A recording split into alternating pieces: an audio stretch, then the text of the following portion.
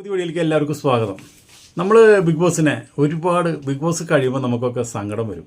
എന്താണെന്ന് വെച്ചിട്ടുണ്ടെങ്കിൽ നമുക്ക് വല്ല ഞം കിട്ടുന്ന വല്ല 10 രൂപ കാശ് ബിഗ് ബോസ് ഷോ റിവ്യൂ ചെയ്താൽ കിട്ടാറുണ്ട്. അതുപോലെ തന്നെ ബിഗ് ബോസ് ഷോ നമ്മൾ ഈ റിവ്യൂ ചെയ്യുന്ന പോലെ തന്നെ അത് കാണുമ്പോൾ അതേപോലെ നമ്മൾ എൻജോയ് ചെയ്യാറുണ്ട്. അതൊരു സന്തോഷം മനസ്സിന്.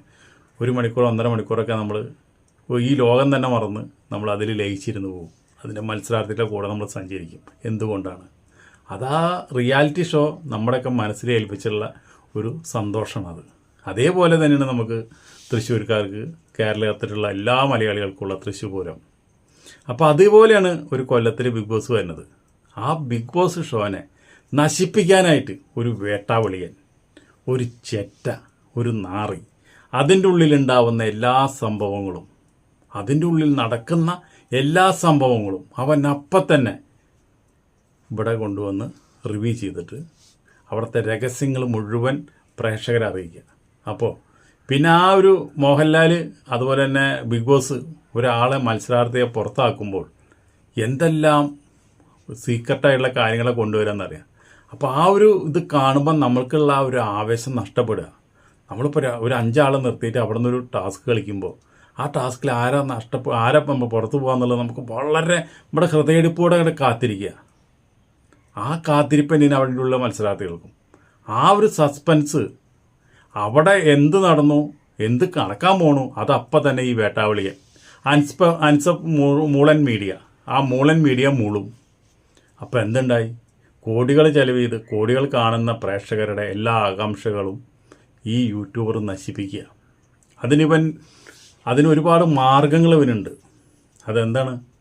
ആ ബിഗ് ബോസിൻ്റെ ഉള്ളിൽ ജോലി ചെയ്യുന്ന പലരെയും സ്വാധീനിച്ച് പൈസ കൊടുത്ത് ഇന്ന് ഷൂട്ടിങ് കഴിഞ്ഞാൽ നാളെ ഇന്നത് ടെലികാസ്റ്റ്, ഇന്ന് ഷൂട്ടിങ് കഴിയുമ്പോൾ തന്നെ ഇവനതിൻ്റെ വാട്സപ്പിൽ ഇവൻ്റെ മെസ്സേജ് കിട്ടും, ഇന്നെ പോലെയാണ്. അപ്പോൾ മുൻകൂട്ടി ചെയ്യും.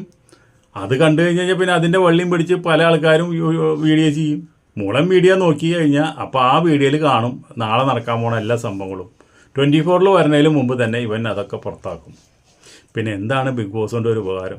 ഇവനൊക്കെ ഈ പുളിവുമ്മ കെട്ടിയിട്ടിട്ട് അവൻ്റെ ചന്തിമ നല്ല അസൽ പുളിവാറുകൊണ്ട് അടിക്കുക ചെയ്യണ്ടല്ലോ ലാലേട്ടനും ബിഗ് ബോസും കൂടിയിട്ട്. എന്തായാലും ഈ വിഷയങ്ങളെക്കുറിച്ച് ഞാൻ പറയുന്നതിന് മുമ്പ് പറയാനായിട്ട് അതിനേക്കാളും യോജിച്ച ഒരു വ്യക്തിയുണ്ട്. അദ്ദേഹം എല്ലാവരോടും റിയാക്ഷൻ വീഡിയോ ചെയ്യുന്ന ഒരാളാണ്, നമ്മുടെ ഒരു സുഹൃത്താണ്. നേരിട്ട് പരിചയമില്ലെങ്കിലും അദ്ദേഹത്തിൻ്റെ വീഡിയോ നമ്മൾ കാണാറുണ്ട്. അപ്പോൾ അദ്ദേഹം പറയുന്നതായിരിക്കും അതിൻ്റെ ഏറ്റവും വലിയ ഉചിതം. അദ്ദേഹം ഈ മൂളാൻ മീഡിയയ്ക്ക് ശക്തമായുള്ള ഒരു സന്ദേശം കൊടുക്കുന്നുണ്ട്. ഇവൻ്റെ പേരിൽ ഇപ്പോൾ ബിഗ് ബോസ് കേസൊക്കെ എടുത്തിട്ടുണ്ട്. എന്നിരുന്നാലും നമുക്ക് ആ വീഡിയോ നമുക്ക് വാച്ച് ചെയ്യാം. നമുക്കറിയാലോ, ജിസേൽ ഔട്ടായപ്പോൾ എന്താണ്, ജിസേൽ ഒന്നും അല്ല, ലക്ഷ്മി മാതിലയാണ് ബാക്കിയുള്ളത്. പക്ഷെ അതിന് മുന്നേ തന്നെ എന്തായാലും ക്യാപ്റ്റൻസി നടക്കും കേട്ടോ. ജിസേൽ ഔട്ട് ആവുന്നതിന് മുന്നേ തന്നെ ക്യാപ്റ്റൻസി ഒക്കെ നടക്കുമല്ല. ആധുനിക സാങ്കേതിക വിദ്യകളുടെ ഈ കാലത്ത് അത് ചെയ്യുന്നവരെ കൃത്യമായി നിയന്ത്രിക്കാനും തടയാനും ഞങ്ങൾക്കറിയാം. അത് ഞങ്ങൾ ചെയ്തിരിക്കും. എല്ലാവർക്കും നമസ്കാരം. അൻഷിഫ് കൊണലൈറ്റിന് അണ്ണാക്കിൽ കൊണ കിട്ടിയിരിക്കുകയാണ് സുഹൃത്തുക്കളെ എന്നതാണ് ഞാൻ മനസ്സിലാക്കുന്നത്.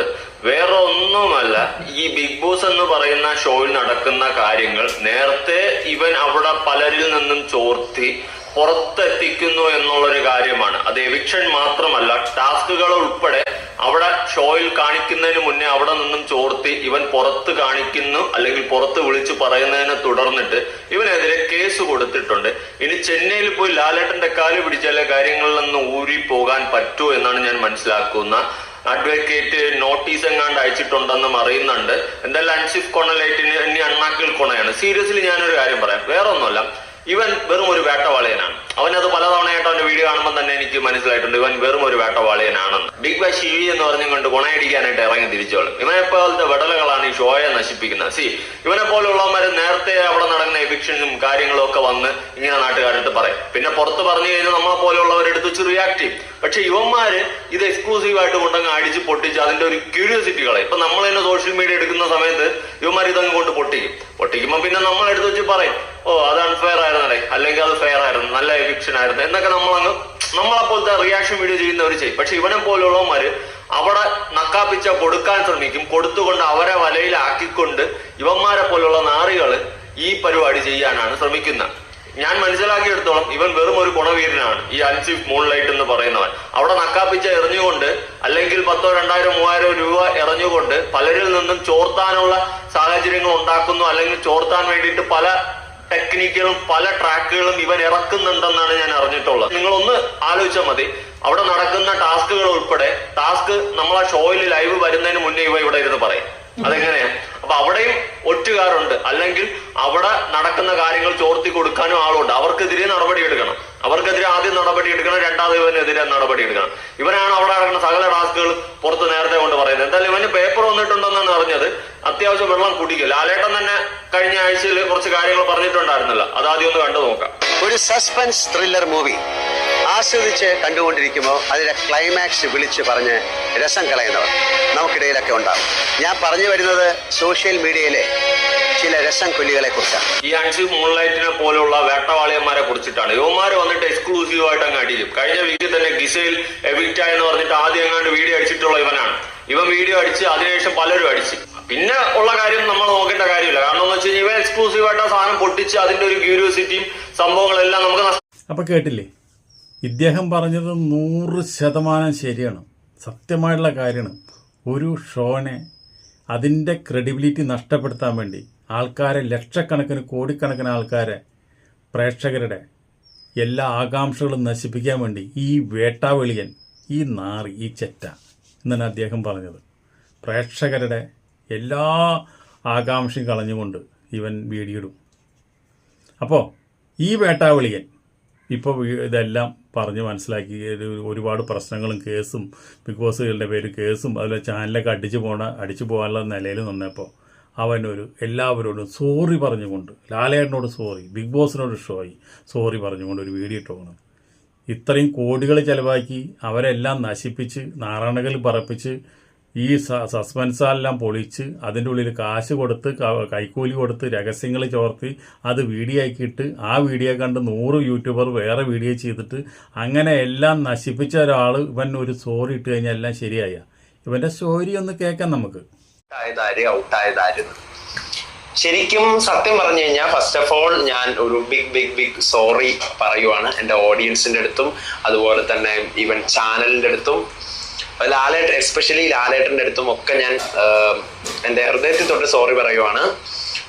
എന്താന്ന് വെച്ചാൽ, ഞാൻ എന്തുകൊണ്ട് ഇത് ഇടുന്നില്ല എന്നുള്ള കാര്യം എൻ്റെ അടുത്ത് ചോദിച്ചാൽ ഞാനത് പറയുന്നില്ല. ആക്ച്വലി ഇപ്പൊ തന്നെ എവിക്ഷനൊക്കെ പല എനിക്ക് തോന്നുന്നു ഞാനാണ് ആദ്യം ഇടുന്നത് എന്നൊക്കെ ഇവിടെ ഇങ്ങനെ സോഷ്യൽ മീഡിയയിൽ കുറെ പേര് പറയുന്നത് ഞാൻ കണ്ടിട്ടുണ്ട്. അതിന് മുന്നേ ഇടുന്ന ആൾക്കാരും ഉണ്ട്, അതിന് ശേഷം ഇടുന്നവരുണ്ട്. ചിലപ്പോൾ ഞാനായിരിക്കും, ചിലപ്പോൾ വേറെ ആരെങ്കിലും ആയിരിക്കും ഇടുന്നുണ്ട്. എന്തായാലും ഞാൻ എൻ്റെ കാര്യം പറഞ്ഞാൽ മതിയല്ലോ. ഞാൻ എന്തായാലും ഈ പറയുന്ന പോലെ എനിക്ക് കിട്ടുന്ന വിവരങ്ങൾ ഞാനത് ശരിയാണെങ്കിലും തെറ്റാണെങ്കിലും ഒരു ഊഹാപോഹോ അല്ലെങ്കിൽ കറക്റ്റ് ആണെന്നോ കൺഫേംഡ് ആണെന്നോ ഒക്കെ പറഞ്ഞ് ഇടാറുണ്ട്. കഴിഞ്ഞ 3 വർഷമായിട്ട് ഇപ്പൊ നിങ്ങൾക്ക് എല്ലാവർക്കും അറിയാം, ഞാൻ റിവ്യൂ ചെയ്യാൻ തുടങ്ങിയ സമയം മുതലേ തന്നെ ഈ പരിപാടികളെല്ലാം തന്നെ ഇട്ടിട്ടുമുണ്ട്. പക്ഷേ ഈ സീസൺ തുടങ്ങിയപ്പോഴാണ് ആദ്യത്തെ ആ വീക്ക് തന്നെ എന്താ പറയാ, ഒരു ലാലേട്ടൻ വന്നിട്ട് ഇങ്ങനെ ഷോ നശിപ്പിക്കരുത്, ഷോയിലുള്ള ഒരു സാധനം പുറത്തു വിടരുത് എന്നെല്ലാം പറഞ്ഞു. എനിക്കതിന്റെ സീരിയസ്നെസ് സത്യം പറഞ്ഞാൽ മനസ്സിലായില്ല. സീരിയസ്നെസ് എന്ന് പറഞ്ഞാൽ എനിക്കത് അറിയാം, ഞാൻ ചെയ്തത് തെറ്റാണെന്ന് അറിയാം. പക്ഷെ എൻ്റെ ഈ ഒരു ഏജിൽ എനിക്ക് വീഡിയോസ് ചെയ്യണം, അല്ലെങ്കിൽ ഇങ്ങനെ ഞാൻ ക്രിയേറ്റ് ചെയ്യണം, കാശുണ്ടാക്കണം, അതായിരിക്കാം, പൊതുവെ അതായിരിക്കാം. അപ്പോൾ ഞാൻ ആ ഒരു വേയിൽ വീഡിയോ ചെയ്ത് പോയിക്കൊണ്ടിരുന്നു. അപ്പോൾ അതാണ്, അവന് കാശുണ്ടാക്കാൻ, അവന് പൈസ വേണം. അവന് പൈസ ഉണ്ടാക്കാൻ വേണ്ടി അവൻ എന്ത് ചെയ്യും? കോടികൾ ചെലവ് ചെയ്ത ബിഗ് ബോസ് ഷോനെ അവൻ നശിപ്പിക്കും. അതാണ് ഈ പറയണത്. ഇതൊന്നും ഇവൻ പറഞ്ഞതിലൊന്നും ഒരു ന്യായമില്ല. ഇവൻ അതിൻ്റെ ഉള്ളിൽ നിന്ന് ഈ രഹസ്യങ്ങൾ ചോർത്തിയെടുക്കാനായിട്ട് ഇവനെല്ലാവരും സുഹൃത്തുക്കളാണ്. ആ സിജോയാണ് അവൻ്റെ ഏറ്റവും അടുത്ത സുഹൃത്ത്. ഇതിനുള്ള വഴിയൊക്കെ ഉണ്ടാക്കി കൊടുത്ത് അതിൻ്റെ ഉള്ളിലുള്ള ആൾക്കാരെയൊക്കെ ശരിയാക്കി കൊടുത്ത് സിജോ ആണെന്ന് തോന്നുന്നുണ്ട്. ഇപ്പോൾ സിജോയായിട്ട് വലിയ ബന്ധം. സിജോ മാത്രമല്ല, കഴിഞ്ഞ ബിഗ് ബോസിൽ നിന്ന് ഇറങ്ങിയ എല്ലാവരും വീട്ടിലും ഇവൻ കയറി ഇറങ്ങിയ പണി. അവരൊക്കെ ഏതെങ്കിലും മീറ്റപ്പ് പണിക്ക് ഇവൻ ചെല്ലും, അവിടെ എല്ലാവരോടും നടക്കും. ഇപ്പം അങ്ങനെ വലിയൊരു കണക്ഷൻ ഇവന് ബിഗ് ബോസ് ആയിട്ടുണ്ട്. അപ്പോൾ ഈ നക്കാപിച്ച പണി ഇതിനൊക്കെ ജോലി ചെയ്യുന്ന ആൾക്കാരാണ് ആ ബിഗ് ബോസ് ഷോയിലുള്ളവരൊക്കെ. അവർക്കിപ്പോൾ വലിയൊരു പൈസ, നേരത്തെ നമ്മുടെ സുഹൃത്ത് പറഞ്ഞ പോലെ 10,000-3,000 രൂപയൊക്കെ ഒരു എപ്പിസോഡിന് ഒരു ആഴ്ചയിൽ അവർക്ക് പറഞ്ഞു കൊടുത്തു കഴിഞ്ഞാൽ അവർക്ക് എൻ്റെ വാട്സപ്പിൽ ഇട്ട് കൊടുക്കാൻ എത്രയല്ലേ ബുദ്ധിമുട്ടുള്ളൂ. അപ്പോൾ അതാണ് ഈ നടക്കുന്നത്. ഇതൊക്കെ വൃത്തികെട്ട കാര്യങ്ങളാണ്. എന്നിരുന്നിട്ട് അതിനൊക്കെ ഇവന് കാശ് കിട്ടാൻ വേണ്ടി ഇവൻ എന്ത് തോന്നിയാസം പറയും. ബിഗ് ബോസ് ഷോ അതിനുള്ള കാര്യമായുള്ളൊരു നടപടി എടുക്കണം. എന്താ വെച്ചിട്ടുണ്ടെങ്കിൽ എന്തായാലും രഹസ്യങ്ങളൊക്കെ ഈ പുറത്ത് പോണത് എവിറ്റായി പോണ ആൾക്കാരെ രഹസ്യങ്ങൾ പുറത്തു പോകണം പെട്ടെന്ന് ബിഗ് ബോസിന് ഒന്നും ചെയ്യാൻ കഴിയില്ല. കാരണം എന്താണെന്ന് വെച്ചിട്ടുണ്ടെങ്കിൽ അതിൻ്റെ ഉള്ളിൽ നിങ്ങൾ തന്നെയാണ് പ്രേക്ഷകരെ കൊണ്ടുവന്ന് ഇരുത്തിയിട്ട് നിങ്ങൾ തന്നെയാണ് അവർക്ക് പോകുമ്പോൾ ഫോണും കൊടുത്ത് പോകണം. അവരപ്പം തന്നെ വാട്സപ്പിൽ അവരുടേതായുള്ള ബന്ധക്കാരെയും സ്വന്തക്കാരെയൊക്കെ അറിയിക്കും. അപ്പോൾ എന്തായാലും അത് ലീക്കാവും. പക്ഷേ അതിൻ്റെ ഉള്ളിൽ നടക്കുന്ന ടാസ്കുകൾ, അതിൻ്റെ ഉള്ളിൽ ഒരാളെ പുറത്താക്കുമ്പോഴുള്ള കാര്യങ്ങൾ, നാളെ നടക്കാൻ പോകുന്ന ടാസ്കുകൾ, നാളെ ടെലികാസ്റ്റ് 24 പോലും ടെലികാസ്റ്റ് ചെയ്യാത്ത സംഭവങ്ങൾ ഇവൻ വീഡിയോയിൽ പറയുന്നുണ്ട്. അപ്പോൾ അതെന്താണ്? അത് ഈ പ്രേക്ഷകരല്ല പറഞ്ഞു കൊടുക്കുന്നത്, അത് നിങ്ങളുടെ കൂടെയുള്ള ആൾക്കാർ തന്നെയാണ് ഇവന് പറഞ്ഞു കൊടുക്കുന്നത്. അവരൊക്കെയാണ് കാശ് കൊടുത്ത് ഇവൻ സെറ്റിൽ ചെയ്യുന്നത്. ബിഗ് ബോസ് ആകെ ഒരു കാര്യം തന്നെ എവിഷൻ പരിപാടി എന്ന് പറഞ്ഞാൽ നിങ്ങൾ നല്ല അസലായിട്ട് ആകാംക്ഷ വെച്ചിട്ടാണ് എവിഷൻ പരിപാടി നിങ്ങൾ ചെയ്യുന്നത്. അത് പൊളിക്കണം. അത് പൊളിക്കാൻ വെച്ചാൽ നിങ്ങൾ അതിൻ്റെ ഉള്ളിൽ ഒരു പ്രേക്ഷകരെ പോലും നിങ്ങൾ അതിൻ്റെ ഉള്ളിലേക്ക് കയറ്റണ്ട. എന്തിനാണ് ഈ ചവറ് പോലെയുള്ള ആൾക്കാരെ കൊണ്ടുവന്ന് കാലത്ത് ഇഡ്ഡലിയും ചായയും കൊടുത്ത്, ഉച്ചയ്ക്ക് മീൻ കൂട്ടാനും കൂട്ടി ചോറും കൊടുത്ത് ചായയും കൊടുത്ത് രാത്രിയിലത്തെ ഭക്ഷണം കൊടുത്തിട്ട് ഷൂട്ടിങ് കഴിഞ്ഞാൽ അവർ പറഞ്ഞയക്കുന്നത് നിങ്ങൾക്കിട്ടപ്പോൾ ആരെ അവർ വെക്കുന്നത്? അതിൻ്റെ ഉള്ളിൽ നിന്ന് പുറത്തിറങ്ങിയാൽ നിങ്ങൾ അവർ കണ്ടതും കാണാത്തതും ഒക്കെ കൂടിയിട്ട് വന്നിട്ട് സോഷ്യൽ മീഡിയയിൽ നിന്ന് വിളമ്പും. അപ്പോൾ അതുകൊണ്ട് അതിൻ്റെ ഉള്ളിൽ ഒരു കുന്ത്രാണ്ടം കാട്ടിട്ട് ഒരു തേങ്ങലി അതിൻ്റെ ഉള്ളിലേക്ക് കയറ്റണ്ട. നിങ്ങൾ എന്ത് ചെയ്യണം? നിങ്ങൾക്ക് അങ്ങനെ പ്രേക്ഷകർ വേണം, കൈയടിക്കാൻ ആൾക്കാർ വേണമെന്ന് വെച്ചിട്ടുണ്ടെങ്കിൽ ആർട്ടിഫിഷ്യലായിട്ട് നിങ്ങൾക്ക് ചെയ്യാമല്ലോ, കമ്പ്യൂട്ടറിൽ നിങ്ങൾക്ക് ചെയ്യാമല്ലോ. അല്ലെങ്കിൽ ഒരു പ്രാവശ്യം വന്ന ആൾക്കാരെ തന്നെ നിങ്ങൾ അടുത്ത പ്രാവശ്യം എടുത്ത് കാണിച്ചാൽ മതി. വെറുതെ ആൾക്കാർ കൈയടിക്കുന്നത് മാത്രം കാണിച്ചാൽ പോരാ. അതിനിപ്പോൾ ആൾക്കാർ ഇരിക്കുന്നതാണ് കണ്ട. നിങ്ങൾക്ക് പാര വെക്കുന്നത് നിങ്ങൾ തന്നെ വിളിച്ചു വരുത്തി ഈ ഷോ കാണാൻ വേണ്ടി നിങ്ങൾ തന്നെ അതിൻ്റെ ഉള്ളിൽ ഷെഡിൻ്റെ ഉള്ളിലേക്ക് കയറ്റി വരച്ച ആൾക്കാർ തന്നെ ചെയ്യുന്നത്. അപ്പം നിങ്ങൾ അവരെ ഇന്ന് ഫോൺ മേടിച്ച് വെച്ചാലും ഇതെല്ലാം കഴിഞ്ഞ് രാത്രി ഷൂട്ടിങ് കഴിഞ്ഞ് ഫോൺ കൊടുത്തു കഴിഞ്ഞാൽ അവരപ്പോൾ സകല ആൾക്കാരും സകല സ്ഥലത്തേക്കും മെസ്സേജ് വിടുക, ഇന്ന ആൾ ഔട്ടായിട്ടാ, ഇന്ന ആൾ ഇന്ന പോലെ ഇന്നായിട്ട് ഔട്ടായി എന്നെല്ലാം പറഞ്ഞു കഴിഞ്ഞാൽ സസ്പെൻസ് പൊളിഞ്ഞില്ലേ? അപ്പോൾ ഇതിൻ്റെ സസ്പെൻസ് പ്രേക്ഷകർക്ക് നിലനിൽക്കണമെങ്കിൽ നിങ്ങൾ ആഴ്ചയിൽ വീക്കെൻഡിൽ മോഹൻലാൽ വരുമ്പോൾ ഒരു കൂതറകളി അതിൻ്റെ ഉള്ളിലേക്ക് കയറ്റണ്ട. ഇവർ ഒരു പ്രാവശ്യം കയറിയ കുറേ വിഷ്വൽസ് നിങ്ങളുടെ കയ്യിലുണ്ടല്ലോ, അത് കാണിക്കുക.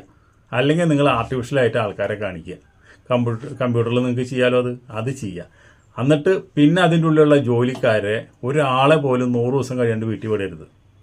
അതുപോലെ തന്നെ നിങ്ങൾ കറക്റ്റായിട്ട് മോണിറ്റർ ചെയ്യുക നിങ്ങളുടെ ജോലിക്കാരെ. അവരാർക്കൊക്കെയാണ് ഫോൺ ചെയ്യുന്നത്, ആർക്കൊക്കെയാണ് മെസ്സേജ് അയക്കുന്നത്, അവരേതെങ്കിലും ഗ്രൂപ്പായിട്ട് ബന്ധപ്പെട്ടുണ്ടോ എന്നുള്ളത് കറക്റ്റായിട്ട് ചെക്ക് ചെയ്യാൻ ഒരു മാനേജറെ വയ്ക്കുക. അപ്പോൾ പ്രേക്ഷകർക്ക് കംപ്ലീറ്റ് ഇതിൻ്റെ നിങ്ങൾ വിചാരിച്ച ആ ഡെത്ത് ഞങ്ങൾക്ക് കിട്ടും. നമ്മളിപ്പോൾ യൂട്യൂബ് ചെയ്യായാലും നമുക്ക് ആ ഡെത്ത് അനുഭവിക്കുന്ന വലിയ ആഗ്രഹമുണ്ട്. ആ നിമിഷം മാത്രം നമ്മൾ പുറത്താവണവരെ അറിയുക. എന്ത് ടാസ്കുകൾ നടക്കാൻ പോകുന്നത് മുൻകൂട്ടി അറിയാണ്ടിരിക്കുക. ഇതൊക്കെ നമുക്ക് ആ നിമിഷം അറിയാമല്ലോ. ലാലേൻ്റെ കയ്യിൽ നിന്ന് മാത്രം അറിയുമ്പോൾ അതിനൊരു വലിയൊരു ത്രില്ലിങ്ങാണ്. ബിഗ് ബോസ് എത്രയും പെട്ടെന്ന് അടുത്ത സീസണിലെങ്കിലും ഇതിനൊക്കെ ഒരു തീരുമാനം ഉണ്ടാക്കുമെന്ന് വിശ്വസിച്ചുകൊണ്ട് നമുക്ക് ഈ വീഡിയോ ഇവിടെ നിർത്താം. വീഡിയോ കാണുന്നവർ ഇഷ്ടപ്പെട്ട ഒന്ന് ഹൈപ്പ് ചെയ്തോളൂ, അല്ലെങ്കിൽ ഒരു ചുക്കും ചൂണ്ടാകുമ്പോൾ ചെയ്യേണ്ട. അടുത്ത വീഡിയോയിൽ വീണ്ടും കാണാം. നന്ദി, നമസ്കാരം.